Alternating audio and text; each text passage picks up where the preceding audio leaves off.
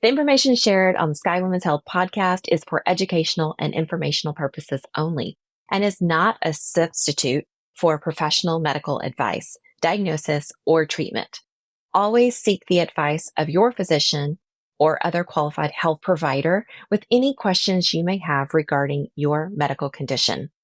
Never disregard professional medical advice or delay in seeking it because of something you heard on this podcast. Reliance on any information provided by Sky Women's Health, Dr. Carolyn Moyers, or any guests featured on the podcast is solely at your own risk.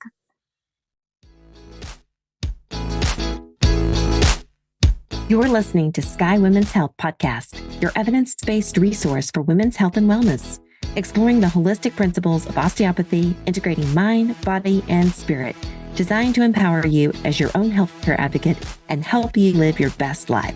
I'm your host, board-certified OBGYN, Dr. Carolyn Moyers.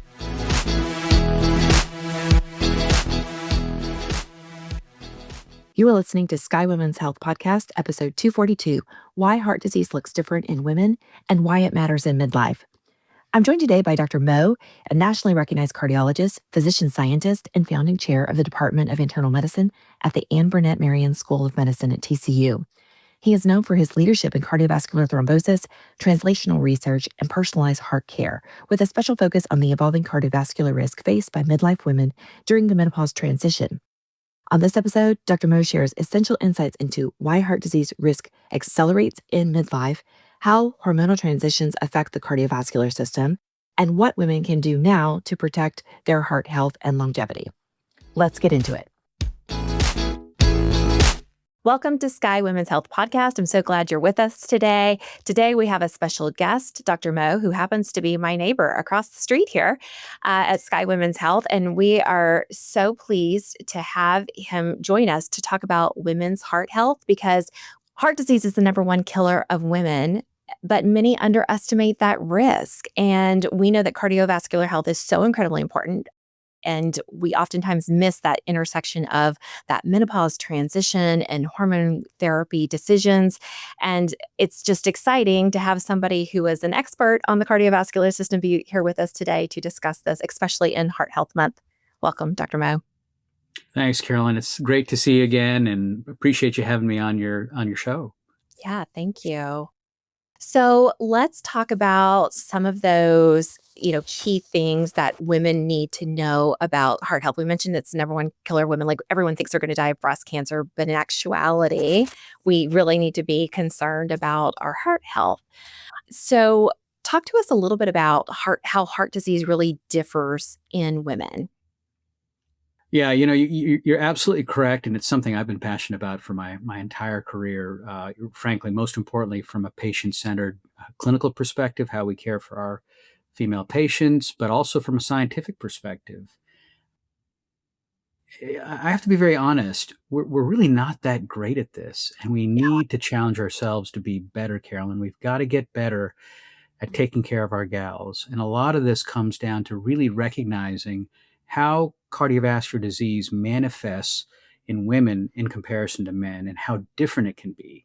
Wow. And one of the things that I've done throughout my career, whether it's visiting with a patient myself and enjoying that conversation and time to see how we can help them, or teaching and training and educating students, residents, fellows, postdoctoral trainees, or junior faculty, we really need to learn how to talk well and, more importantly, listen to our female patients and have a very open mind as to what symptoms and how symptoms may manifest in cardiac disease. There's a big bias, as you might imagine, and are probably cognizant of, to sort of allow for gender-specific stereotyping of disease states. And unfortunately, that stereotype comes from how disease may manifest in men. And so I'll give you a perfect example. I remember I did a segment a number of years ago about how sort of heart attack pain can manifest in women in comparison to men. And the key point is that in men, we might, we're classically taught and trained. I know we both remember from medical school and in training, gosh, the crushing substernal chest pressure, pain going to the jaw, you're sweating, you look pale. I call that the low-hanging fruit. That's the easy one. But in women, this might appear very differently. It might be this a real a discomfort underneath the armpits, jaw pain, really strange and unusual dizziness. You never really know exactly what the symptom profile may be, and so we don't want to overreact to things that we may be feeling. But I've always emphasized, and I think you probably have as well with your patients, if it doesn't feel right, trust your gut and talk to us about it and let us know. And I think for Yeah. us as clinicians, very, very important that we have a big antenna up and a much more holistic radar when it comes to surveying our female patients for symptoms related to cardiac disease. That was one example, but it's one of hundreds that if we had Sure. time, we could talk about. Sure. More fatigue, shortness of breath, nausea, the back and the jaw pain, like you mentioned, it's not that classic chest tightness or chest pain. The other thing that I always remind patients of is like once postpartum, always postpartum. And the fact that, preterm labor, preeclampsia, high blood pressure in pregnancy, these are things that increase your lifetime risk. These are things that I'm always asking about, and many times these patients are in their 50s and like, that was forever ago. Why are we talking about this? But it really relates to their overall risk when we're looking at their personal health history but also family history we would need to know about as well, correct? Oh, I couldn't agree more. And it starts early. And so I've used this term before, and I hope, for an expert in the field like yourself, you will feel that this has some potential validation, but we have to care for our women from menarche beyond menopause. And that's important because we have to understand them as patients, as human beings, from a biological perspective, from a scientific perspective, what's happening to our female patients' body and physiology from menarche all the way past menopause. And so you're going to have different things at different stages. And you mentioned crucial ones that we're quite passionate about and have helped a lot of women with in Fort Worth. And it's preeclampsia. Preeclampsia is an independent risk factor that changes that female patient's lifetime CV risk by a multiple. Right. And so we're not talking 2%, 5%. I can't remember. I should, because I've quoted this a million times, but it's probably 1.3, 1.4x Mhm. increased likelihood of events, which means those women need to know that, at an early stage in life, and then be given the counseling, then be sort of um, encouraged to carefully look at their other risk factors for cardiovascular disease, because then we can have this stack and pack phenomenon. We've had preeclampsia as a young gal, and then maybe there's some family history of cardiac events that are scary, and before you know it, maybe we develop some insulin resistance, and now we're in our mid 40s, and Yep. all of those disease states that were sort of flying quiescently, or perhaps even manifesting clinically, uh, come together, coalesce, and then create a lot of cardiac risk for that patient. So Yeah. that kind of integrative lifetime care of the patient to me is really important. Yeah, absolutely. So let's talk a little bit about that piece. You mentioned the insulin resistance. So we start to see a lot of pre-diabetes, insulin resistance, whatever you want to call it. A lot of patients are like, no, no, no, I wasn't diabetic. I didn't say that. We have insulin resistance or pre-diabetes. And we see this present a lot in that perimenopause, menopause transition. So, am I hearing you correctly that that prediabetes itself increases our cardiovascular risk? Oh, yes. Yeah, absolutely. I'm so glad you asked me this question, Carolyn, because what I want all of our listeners to consider and keep in mind is, as we start seeing features of insulin resistance, changes are happening in the vascular system. So your vascular protective resilience is starting to be affected. And so the biggest advice I can give anyone listening is, if you're starting to see that sugar rise, please visit with your physician, get a game plan together, start working on things you can do in your lifestyle to start changing those metrics, because it'll not only have an impact on sugar, it's going to really have an impact on your cardiovascular status, your vascular status. And that's where all the excess risk for diabetes ultimately comes from. It's really the effect on the cardiovascular system.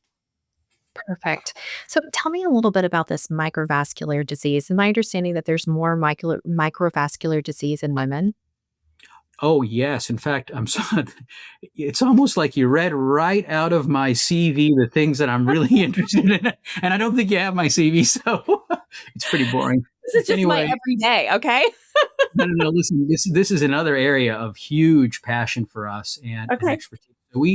We actually have one of the largest cohort of microvascular patients, certainly in this part of the state, numbering in the thousands, because I've been Okay. interested in this condition for decades. And we have been, sort of slowly but steadily following the course of our patients with microvascular disease. And so, as a clinician, as a practicing cardiologist, it's something I absolutely believe in. I'm really interested in identifying, interested in really arriving at a definitive, reproducible diagnosis for our female patients and then, sort of move forward the treatment plans that alleviate symptoms and change the disease course. So personally, I'm really into this, helping folks with this condition. From a national perspective, I'd like to say for really many, many years, up until maybe about 3-4 years ago, this was largely ignored. But Mm. this has become, thankfully, so thankfully in cardiovascular medicine in the United States and overseas, one of the hottest topics currently. And so it's really permeating the public, I think, specter. And I think there's a lot more awareness about this. And this is important because, once again, one of the things that we're really, really, really not good about, and it drives me nuts, is ignoring our female patients and the symptoms they present with. Oh gosh, it's not a big deal. You're a female patient. You possibly couldn't have anything wrong with your heart, right? It's Yeah. It's just a lot not. of like hysteria. They're like, oh, maybe you're just stressed. Yeah, you're Maybe. stressed, or it's not this, or it's not that. And you know what? There's no doubt that the neuropsychological, neuropsychiatric circuit plugs beautifully into the heart and with the heart and has an impact on these symptoms. But I'm here to say with certainty, both from a clinical and scientific perspective, we have to listen carefully because young folks, young women can experience microvascular disease and symptoms that, cardiologists and clinicians in general may feel like, hey, wait, they're way too young to have angina, right? But then one of the things that we try to emphasize in all of these efforts that are being put forward to bring more spotlight and attention to microvascular disease is that what's the definition of microvascular disease and what's the definition of angina and what are the proximate causes? So one of the biases we have in the clinical community is that the only way you can get angina is if you've got a blocked artery. The things that we work on in the cath lab, for And instance, for our right? listeners, it's just chest pain. Yeah. So Yeah. exactly, angina is what many people refer to as chest pain. But again, to the point earlier, Carolyn, angina in a female patient could be shortness of breath or fatigue, right? So Right. it's angina is the definition of that oxygen supply demand mismatch that's happening at the level of the heart muscle. And it Mhm. can be because you've got blocked arteries. No doubt we got to look at those arteries in all of our patients somewhere or another. And thank heavens we have amazing high resolution, non invasive imaging tools now to do this without doing Yeah. procedural work, which is Okay. amazing. But then we also have to think about the muscle. We have to think about the microvasculature. We have to think about valves, and we have to integrate that physiology, before we get biased into, maybe dismissing symptoms. And so I can tell you with just experience over the years that this happens to women of all ages, and you really have to step back and think about what your patient's experiencing, and then think about the best paradigm and process and protocol for evaluating them. And we, among others, are publishing work in this area to try to guide all of our clinical community on how best to do this in a resource sort of mindful, cost-effective way as well. Yeah. So let's talk about some of those prevention priorities. Obviously, we want to look at blood pressure, lipids, glucose, as we mentioned. I always include a hemoglobin A1C, an apolipoprotein B, lipoprotein Yeah. A. Talk to us about those little markers that we should be looking at, in addition to, of course, exercise and strength training and visceral fat reduction that's so important in midlife women. Yeah, you absolutely hammered it. It's perfect. I couldn't say it better. Those are all the key things. And Okay. the way I would think about this globally is, and a simple resource for all of our listeners would be Life's Simple Seven at the American Heart Association, heart.org. You can go and you can see the Life Simple Seven. You can actually plug in some numbers, a risk calculator there that anyone can use to get a feel for where you are. So I'd encourage folks to check that out. It's publicly available and free and Are you talking easy about to. the ASCE score? No, it's different from ASCD. So it's Okay. a great tool at the Heart Association. So check it out. But Life Simple Seven, you covered all of them: blood Okay. pressure, weight, body mass index, blood sugar, smoking status, family history. These are all crucially important. You brought up a few other things that I think are crucial as well, which are, we'll call them more emerging risk factors for coronary heart disease. So the apolipoproteins and then the lipoprotein are severely underscreened, and we should be screening all those. A few other things that we advise, certainly when we see men or women for preventative cardiovascular assessment, and we get a sense that there's family history of coronary heart disease, et cetera, particularly if it's premature, is those panels that we just talked about, the apolipoproteins, the lipoprotein, but we always check high sensitivity C-reactive protein. So a lot of work in this area has been, I think, we have to give credit to Paul Ridker and his group in Boston at the Brigham for really, I think, pushing forward the necessary scientific data through large studies to allow us as practicing clinicians to sort of embrace these screening measures. A few other things that we should be always mindful of. We always ask patients about any history of autoinflammatory or autoimmune diseases, because those have a disproportionate impact on short and long-term CV risk and events. So, for instance, if you have psoriasis, right? Can you believe it? It's a skin disease, but it turns out that the organ that underlying auto-inflammatory condition that involves a specific group of immune cells called T cells, though it's attacking the skin, and that's what we can see, it's causing significant systemic inflammation, and that affects coronary vessels, vessels in the neck, and elsewhere in the body, et cetera. So, we want those patients to know that, be screened early and effectively. Same thing with lupus, which is an autoimmune disease, but the list goes on and on. But I think making that a part of our screening paradigm is important. Yeah, absolutely. And it also brings up a lot of questions about, well, can I use hormone therapy? And so we'll talk about that a little bit more as well. I do want to talk about the lipid panel because this is a time when we start seeing that cholesterol panel really rise. And I do plug people into an ASCVD to look at what is your cardiac risk. I do also have them get a coronary calcium scan. Yes. Um, and then I have so many patients who are so resistant to a statin. Now, if we're considering a statin, I'm having them see their PCP or CU. That's not something that I specialize in. Um, but I'm curious about your thoughts on that coronary calcium scan. Or I guess what I'm asking is, when do we need more advanced screening? When is it that you say, okay, this is somebody who needs to pursue advanced screening prior to considering hormone therapy? Yep. I love it. I think part of this always comes down to how curious is a patient about their health and how much data do they want?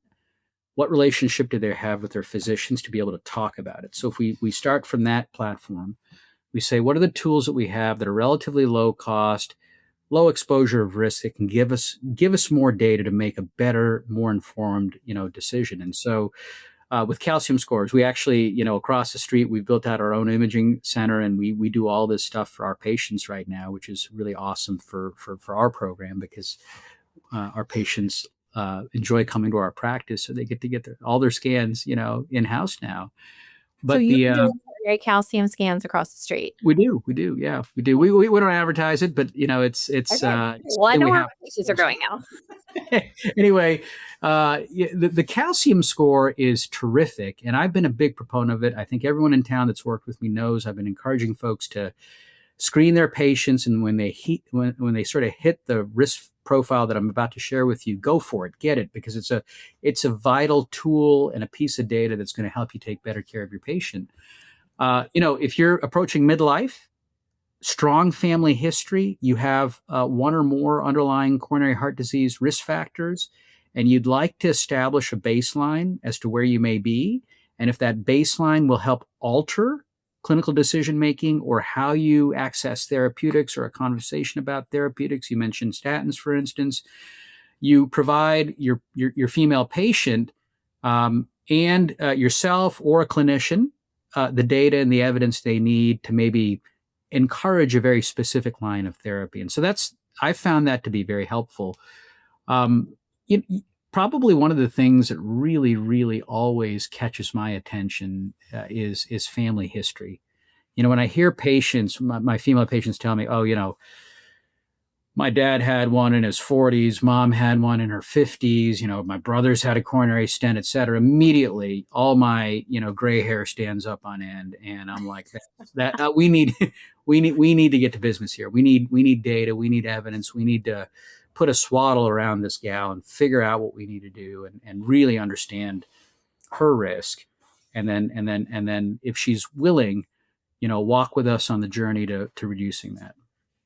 Yeah, absolutely. But And yeah, calcium scores are important. And by the way, yeah, the calcium score for all of our listeners, I call it the reflection over time of what's been happening without our awareness, right? So the moment a patient gets a calcium score, that's a biopsy of a process that's been happening in the coronaries for 20 years. right. It's not Right? like it happened over the Exactly. last 2 years. It's It didn't been happen, right? And yeah, then that gives us a chance to talk about atherosclerosis, atherobiology, how does plaque yeah, develop? And I love those conversations with our yeah. patients because that gets to several points. Visceral fat. Well, you brought up such an important topic, which is visceral fat, that mid-central adiposity that That likes to just count disproportionately, on in midlife. yeah, it Like, happens. It happens to all of us. yeah, It happens to all of us. And so, particularly as we age, it's even more crucial that we triple down our commitment to the best possible healthy lifestyle we can have, because otherwise, that visceral, adiposity is exactly where the cells that create atherosclerosis go to grow up. They basically get programmed in that fat to go up to your vessels and start, taking up, lipid particles, growing themselves to literally become. Do you know what we call these cells in science? They're called foam cells. Mm. Literally. And if you look at them under a microscope, they're foamy. So, that's literally what a pre-atherosclerotic cell does. It turns into this thing called a foam cell, and that's what creates plaque. And then over time, the process of injury and healing leads to the slow but certain development of fibrosis, which is when the calcium gets recruited. right. And that plaque hardens. And then we see that on the calcium score. Right. And so if somebody has a calcium score of 0, I'm very reassured that, hey, things look good. We can move forward with starting some hormone therapy. But when is it that you would say they need to come see the cardiologist first and do some further workup? Well, that's another great question, because it shouldn't stop with the calcium score. The calcium score should be one of a few things that a physician can do for their patient. So again, let's say you're designating a patient to be higher risk, or you're worried about them and you feel like there's a symptom directed or comorbid disease state directed or good solid clinical rationale for getting more assessments. You want to have soft plaque characterization too, because you can have soft plaque and you can have hard plaque. The calcium score picks up that calcified stuff, but it can't see the soft plaque. So there are a lot of advanced imaging tools that are coming forward for soft plaque characterization. We actually just published a paper in a major radiology journal looking at a very new technique, of course, also utilizing some very advanced computational techniques to look at the fat that accumulates around coronaries as well. Mhm. We call that periadipose coronary tissue. And so there are a lot of groups, ours as well, our research program, many others around the world that are very interested in all these other soft plaque characterization imaging studies. And adding that is crucially important as well, because it gives you a total picture of a patient's coronary, anatomical health, if you will. This And that's necessary because that then guides those conversations that we need to have with patients about how we're going to attack this. What do we have to do to treat this, to modify this, to make it safe for you? I'm curious if you're familiar with this breast arterial calcification that I'm starting to see offered everywhere, and patients telling me that they get it and they're, feeling reassured that they've done something and it was normal. And I'm a little bothered. Like, is this something that they should be doing to screen their heart health, or is this something that's just making imaging centers money? Well, that's there's no doubt. I mean, there's a cost behind these things, but when I started seeing this a few years ago, I was actually there was a part of me that was happy, and it goes back to that comment that I made when we first started, which was we got to do better in caring for our female patients, right? Because we are so right. So if you look at it from the 90,000-foot view, I actually really am a big fan of this because we have been so poor in aggregate as a clinical community of really talking to our women about heart disease and screening folks early and being as aggressive as we are with gentlemen, that I actually like having something that forces that conversation a little bit. Now, breast arterial calcification doesn't imply coronary calcification or definitive cardiac disease, but I see it kind of like any other screening tool that a clinician then would use to say, hey, wait a second, we're seeing calcification on the breast, in the breast during a mammography, which is a sign of vascular calcification. I mean, that's what the radiologist is reporting. Maybe And we're it's at increased risk for heart disease and stroke. Maybe we correct. need to see a cardiologist and do a work. Exactly. And that data are clear. I mean, there is an association between this and cardiac events. It doesn't mean in that specific patient, there's chaos going on, but it is, again, one of those, I think, useful screening tools. And frankly, only because I feel that in general, we've been so biased in the way we approach this, I'm actually glad there's another tool out there now to perhaps, kind of have more female patients undergo, more detailed cardiovascular screening. Yeah, I mean, I guess I haven't thought about it from that perspective, and so I guess I could appreciate that in many clinical scenarios, those conversations are not going on for female patients. And so them being like, oh, I got my heart screened, or, I did this for my health, and bringing that to the awareness of their provider, perhaps it would spark some of those conversations Yes. if we're not getting a Yes. more comprehensive care. So I can appreciate that. Okay. So let's talk about statins, because I meet a lot of resistance about statins. Patients don't want to go on statins. What's our goal for our LDL? Like, who's that patient who you're like, I really recommend that we use a statin? Ooh, this is a tough one. It's a real tough I one. know. I know. There's a lot of stuff. Personalized medical care is so incredibly important. We're just talking Yeah. generalization and And I general. would say, because I have this conversation with thousands of patients a year, and here's kind of how I have approached it. I'm always open-minded to the data set that a patient brings to a visit with us. We don't dismiss those feelings. We're not pejorative in our opinion of how folks feel when they come to see us. We want to hear what they're thinking. And our job as clinicians, as scientists, as people that love our patients, is to help them understand the why that agent, whether it's a statin or another drug, or whatever drug we're talking about, whatever device we're deploying, whatever surgery we're doing, why that's of benefit. Because at the end of the day, you're the expert that your patients are coming to seek guidance and counseling from. Likewise, I have the background and expertise and enough gray hair to be able to help someone through that decision. So, sort of that shared decision making, partnership in decision making is important.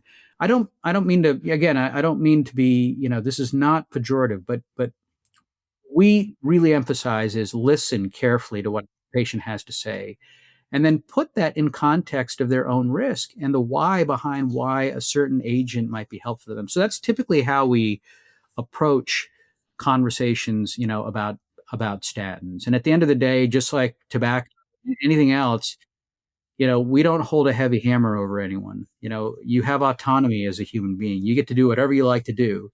And our job is to be the best dadgum salesperson we can for the things we believe in. And if you can't make the sale, then you're not going to get your bonus, Dr. Mo. I'm sorry. You just, you got to make it happen. You got to sell that car, right? You got to sell the car. And sometimes for me, that car is a statin, and I'm a good salesman, man. I mean, sometimes I think I should go into car sales.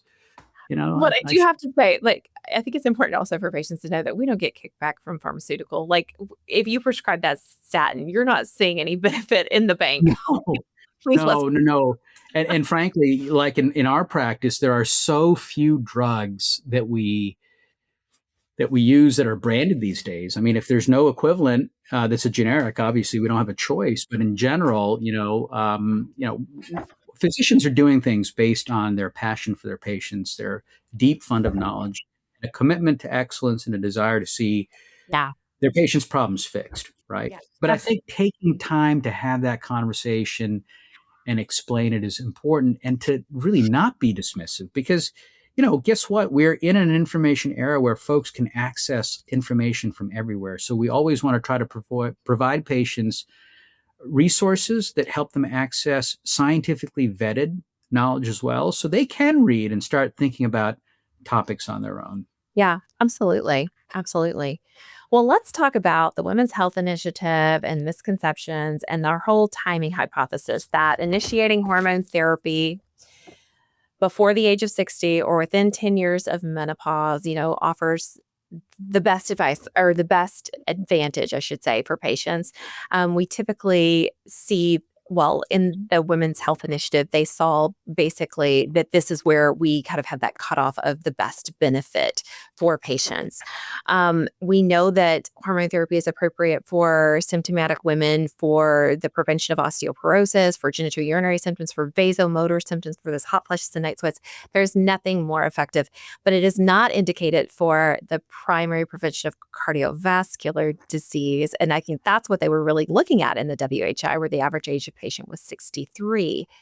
But women over 60, those boomers now, they're angry. They're like, I've missed this window. They denied me hormone therapy for 20 years. And now, what about my osteopenia? What about, my cardiovascular risk? Like, am I still a candidate? Maybe they're still having hot flashes and night sweats. Yep.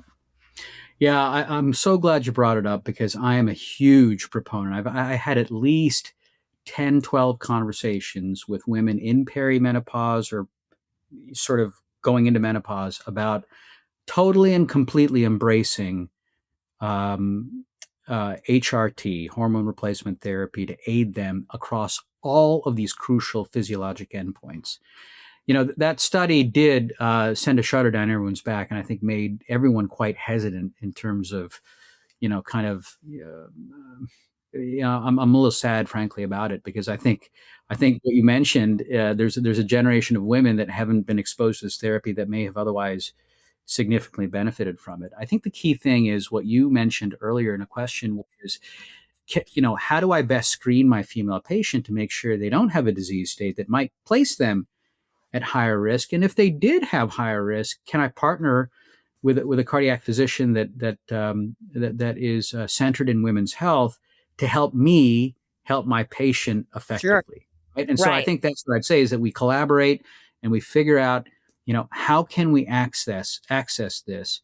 And so, no, I don't think $1 million workup is necessary to make things happen. But it's, again, getting after those things that you so, incredibly alluded to, all of these risk factors, Life Simple 7, lipid panels, family history, et cetera. And the moment you, in your mind, put together, sort of a risk assessment that's a little bit on the higher side of risk, and you really feel like you've got a patient that's a good candidate for hormone replacement therapy, well, then, that to me is a great time to partner with a cardiologist and say, hey, tell me what you think, about this patient, and do you think she'd be okay? Yeah. And then I think a mindful cardiologist will figure out a way to cost effectively but comprehensively assess risk, and then let you and the patient know, hey, we Yeah. can do this. I Yeah. did this. Can I tell you, a little vignette? We just did this yesterday with a patient that came to see me from West Texas who has a thrombophilia that we identified, kind of a very exotic thrombophilia that's rarely picked up. But we did some genetic screening, and we figured out sort of why she was having these unexplained TIAs, and we had her on one form of blood thinning therapy. And literally yesterday, Carolyn, we sat and had at least a 45-minute conversation. And there's a great corollary story to this. Her mom was with her, and mom is probably 20 plus years older. So I think our patient's in her mid 50s, mom's in her mid 70s. We go through her whole, current condition. We look at her entire testing portfolio. We look at the events she's had. And in her specific case, she's really suffering with her in her postmenopausal state. Yeah. And clinicians are really ready in West Texas to give her medicine, but they really want our opinion, and they want to know what we would do to, hopefully keep her from having an event. So, we went through everything carefully. We looked at her genetics. We looked at her clinical history. And I offered her a change in therapy so that we could start hormone replacement therapy and set some very specific follow-up criteria, symptom-driven criteria that we want to hear about. But that's an example of things that can be done if you have that, sort of partnership. Right. Her mom, who was with her, turns around and says, can I get on this too? Is it too late for me because they told me I shouldn't do this 20 years ago? Exactly to your point that you just asked me. Yeah. And she's like, can you prescribe it to me? I'm like, honey, I can't do that. So you don't want to, you definitely don't want an estrogen prescription from Dr. Mo. So. Well, yeah. But women they're really frustrated that they've been denied the conversation. And we have, unfortunately, 2 decades of doctors who have not been trained properly because of the WHI. And so it's this perfect turmoil of patients just feeling dismissed, and they're getting noisy. They're getting angry about it, and really speaking up and demanding excellent care, which I can truly appreciate. So, and to your point about, hormone therapy, like, obviously, somebody who's had a DVT or a PE or thrombophilia or active coronary artery disease, like, these are prior stroke. Like, these are people that would typically are saying, yeah, probably not. Some people who are appropriately anticoagulated, sometimes their cardiologists are just fine with them being on some hormone therapy. But it really depends on what their symptom profile looks like, because for some people, the better option may be to use one of our other agents that addresses the vasomotor symptoms and have them on some vaginal estrogen for their vaginal dryness, right? Not everybody has to be on hormone therapy. So I don't want someone who's not a candidate to feel like there's no options for me and hopeless and overwhelmed, because that's really not the case. There are other alternatives, non-hormonal alternatives for treating some of those more severe vasomotor symptoms. Yeah, and that's where the partnership comes and your knowledge comes, to the forefront as well, right? You get the risk assessment, and let's say, hey, wow, this is a gal that we did, angiojet thrombectomy in, had a saddle pulmonary embolus. Yeah, she's on anticoagulation, but I don't know, she's also a G, 2210A homozygous patient, has a single allele in factor V Leiden, and then she also has MTHFR or something. You're like, there's just too many things that are stacked together in a situation like that. And sometimes you just say, okay, we can't do systemic. But to your point, a thoughtful partnered cardiologist might say, hey, listen, we can do this intravaginally. We can do, there are new therapeutics for vasomotor symptoms that are pretty safe and can help manage those things. And then get our women exercising, Carolyn, right? I bet you talk to them all the time about weight-bearing exercises and aerobic activity, especially strength training. I keep talking to our female patients about this all the time. I need you. I don't want you to clean, jerk, and do all the Olympic type stuff, right, that you see on television, but low weight, lots of repetitions. Let's put load on those joints and strengthen those tendons, strengthen those muscles, uh, work on that core, because it's so important as our women age in those postmenopausal years, not only to managing bone density, but spinal stability and preventing falls as we get older. Right, 100%. Yes, we are on the same page. I feel like we can't complete this conversation with also mentioning in regards to hormone therapy that our oral estrogen is what increases those hepatic clotting factors, but transdermal, we're avoiding that first pass metabolism and that increase in clotting factors. So for many patients who may not be a candidate for oral, transdermal is going to be fine for them. Yeah. So a lot of nuanced options. This is why I think it's so important to see a menopause certified provider to go over all of those options that might be most appropriate for patients. But we always say that estrogen is a vasodilator, and when we've been more than 10 years without that estrogen, the concern is the hardening of the arteries, like we talked about, and the reason we discussed having a more in-depth evaluation for patients. So I want to ask you, Dr. Mo, if somebody said, well, is it too late for me to improve my heart health? Like what are those three things that they can do to really protect their heart health and turn that around today? Oh gosh, that's a great question.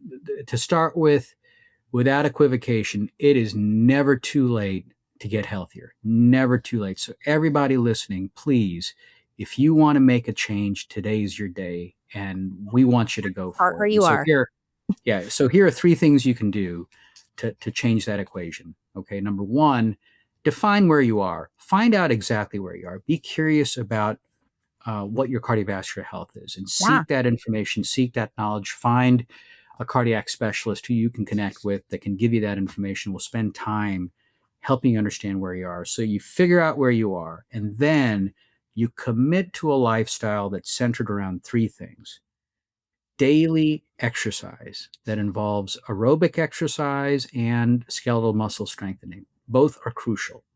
And so make that a priority and a core value the moment you start this transformation journey. Okay, number two, restrict your calories. Okay, restrict your calories. Caloric restriction is crucial to living a long, healthy life for any of us, all of us, you and me included. And so we all go through these, phases in life, and then we have to make these choices and these changes.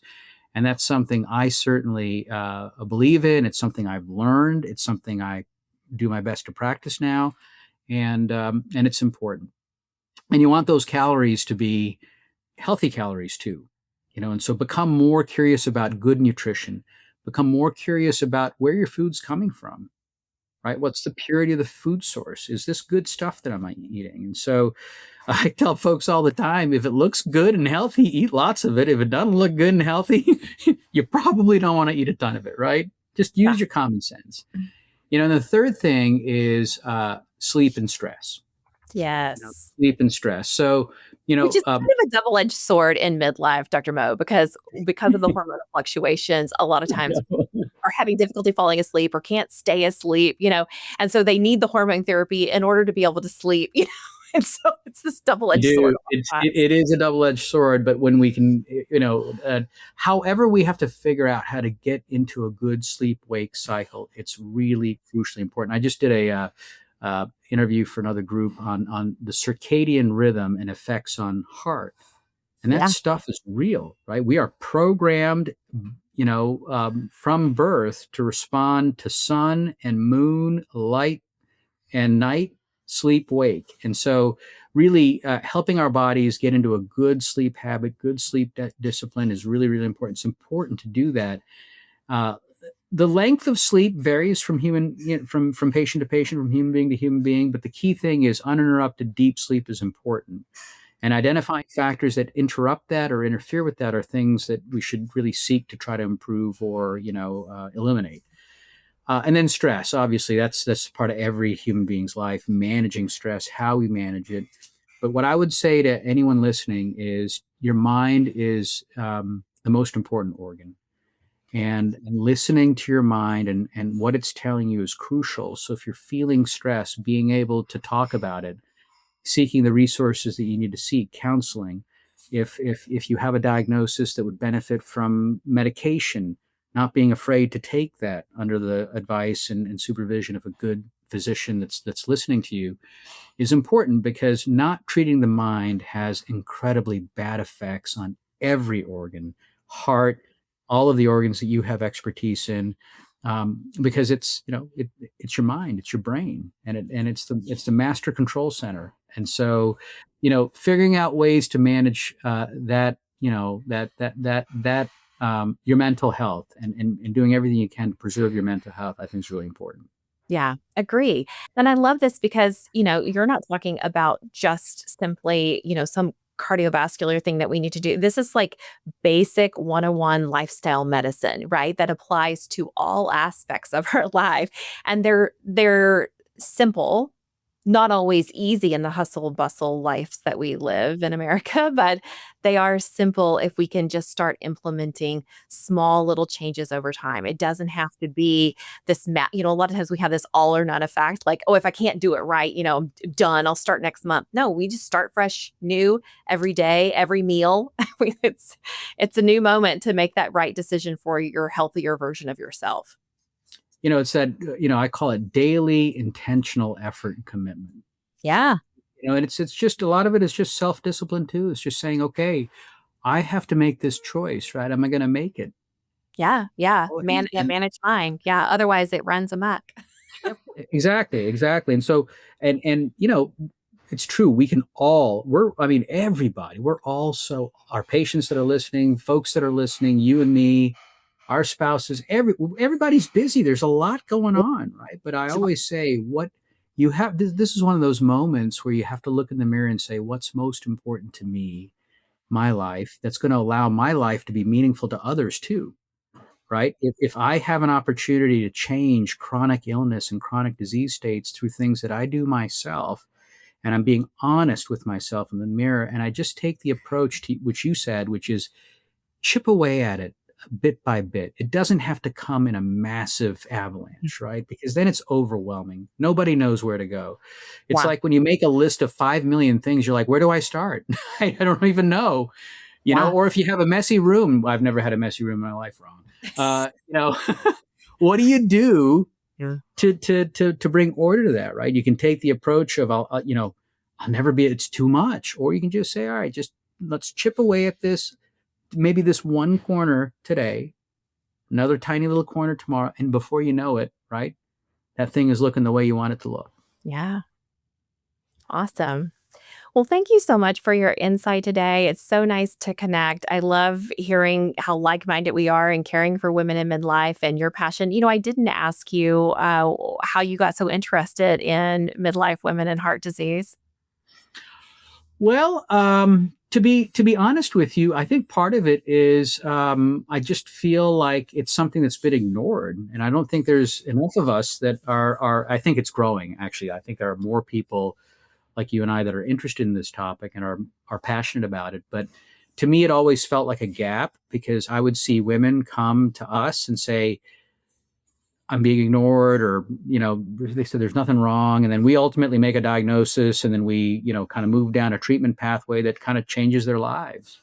And so Yeah. doing that sort of over and over again, the 17, 18 years I've been here in town, and before when I was in Nashville, I think has just let me see that side of medicine and feel passionate about it. And guess what?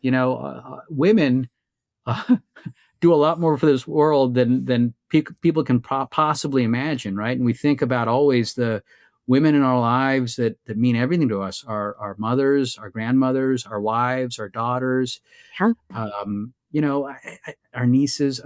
I just think we need to do a better job. And I don't, again, mean to sound pejorative to our community of clinicians at all when I say we need to do a better job. But I think if you honestly look in the mirror and say, do I take all of my women seriously? And you're serious about that, you have an opportunity to Yeah. change that paradigm in your own clinical practice. Because it Well, needs to it happen. starts even with the research, and not even requiring that women be included in research studies until 1990s. It's ridiculous.